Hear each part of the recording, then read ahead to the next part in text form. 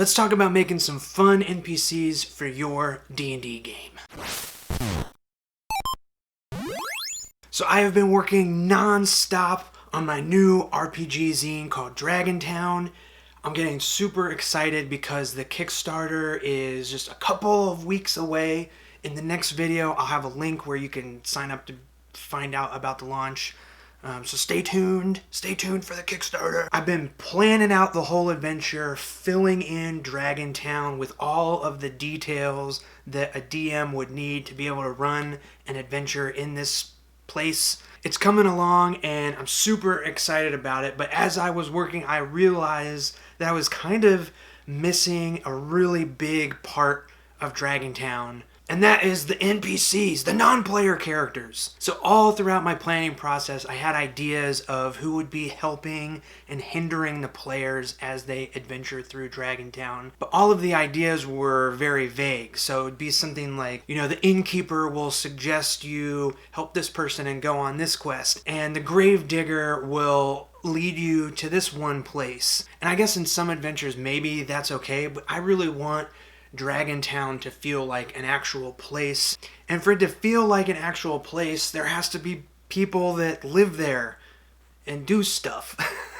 So I'm sitting here trying to come up with these NPCs, write down exactly what a DM would need to be able to run these non-player characters effectively. And I came up with 4 things that if you as a DM figured out, or me as the writer of this zine can list in a nice way, 4 things that will make an interesting and engaging and fun to interact with NPC. Alright, let's jump into Photoshop. I'm going to do a couple of spot illustrations for the zines of some of these NPCs that I've been working on. And we'll talk about these 4 things that make them interesting and fun.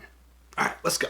Alright, the very first thing you need, super simple. Actually, all 4 things are simple, and you only need to write a sentence or 2 for each of these 4 points to have a fully fleshed out NPC. But the first thing is the non-player character's appearance. Now, obviously, I'm an illustrator, so I can just draw the NPC, and that does most of the work for this first step. But if you're not drawing the NPC, just a simple little list of what they look like, some descriptive words, is all you're going to need to paint a picture of this person for your players. So for Lola, the innkeeper here, I might say that she is a muscular half-orc who holds herself with confidence and composure. She has a big toothy smile and dark untamed hair, and she's wearing an apron and has a crystal amulet around her neck. And that's it. Pretty simple, right? I think there's 2 things to keep in mind when describing an NPC's appearance. You have to be descriptive enough to illustrate a picture of that person in your player's imagination. But then the second thing's kind of opposite. So you don't want to describe how the players react to that NPC.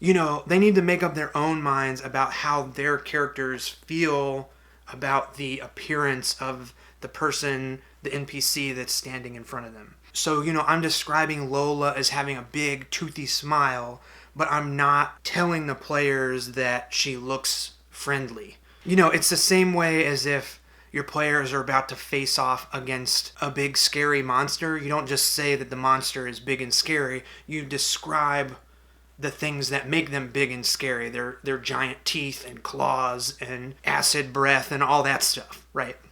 Alright, so after you have figured out the NPC's appearance, the second thing is to write down their job. And now that I'm thinking that their job might not be the best word, maybe it's their ambition, or really it's like how the NPC spends their time in the world, and then also why they do it. That's the stuff I write down.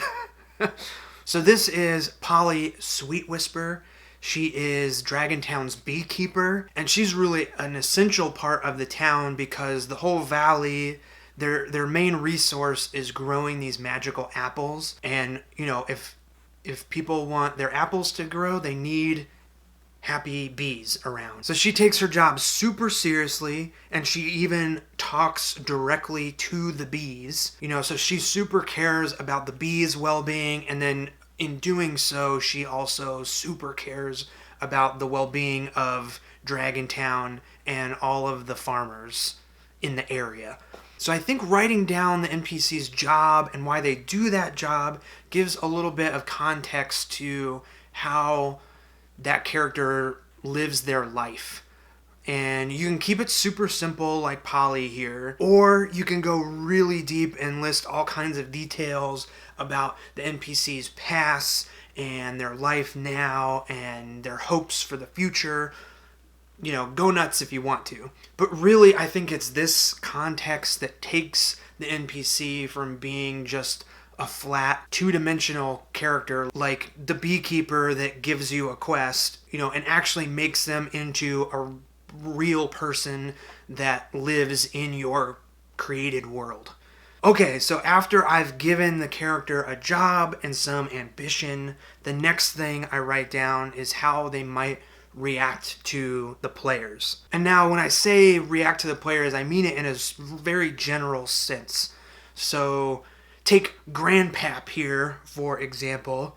He is a farmer whose orchard has been overrun by goatlins. If you want to know about these crazy goatlins, click the card that's popping up in the top right. But basically, because the dragon of Dragontown is missing, Grandpap desperately needs help chasing these goatlin creatures off that have taken over and ransacked his farm. So if Grandpap sees a group of adventurers walk into the tavern, he's gonna run right up and desperately ask them for help with these goatlins, right? On the other hand, if Grandpap sees a group of adventurers walk into the tavern and immediately start acting like jerks by pushing people around and demanding food and drinks and being rude, in that case, he's not going to run up and ask for their help. He's going to get the heck out of there. He's got enough trouble on his hands with these goatlins that have taken over his farm. He's lost his farm, his livelihood, and he doesn't want to add to that trouble by getting in the way of a bunch of rowdy people with weapons. So I think this step is super important because it helps you plan out whatever the first interaction is with the NPC and your players. And the real important part, knowing how your PC is going to react to the players, can immediately show them that their actions and the way that they present themselves have an effect on the characters, the people living in this imaginary world. And really, I think that's where the fun of D&D happens, is when the players interact with all the stuff in the world and they start to realize that their actions have consequences in this world. Okay, so you've given your NPC an appearance, you've given them a job and some ambition, and you've written a little bit about how they are likely to act. The last thing to do is give your NPC some kind of quirk.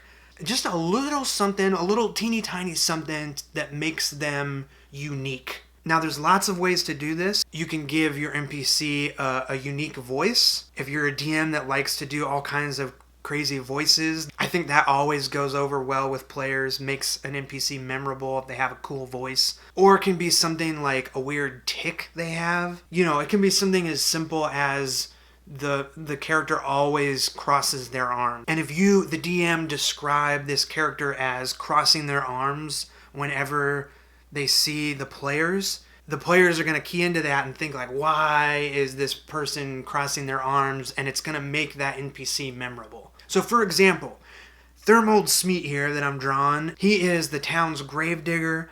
He's lived in Dragontown the longest and knows a lot about the history, but he smells like death, so the townsfolk mostly avoid him. He's got some good info for the players and can help them get into the dragon's castle via an underground crypt, but that is not what makes him interesting. But his quirk, that he always talks under his breath about foreboding doom, that is what is going to make him interesting and memorable to the players. So as Thermold Smeet is letting you into the crypt full of undead, he whispers to himself something like, death, destruction, ruin, It comes for us all. From deep below, it waits, ready for the unsuspecting to step into the darkness.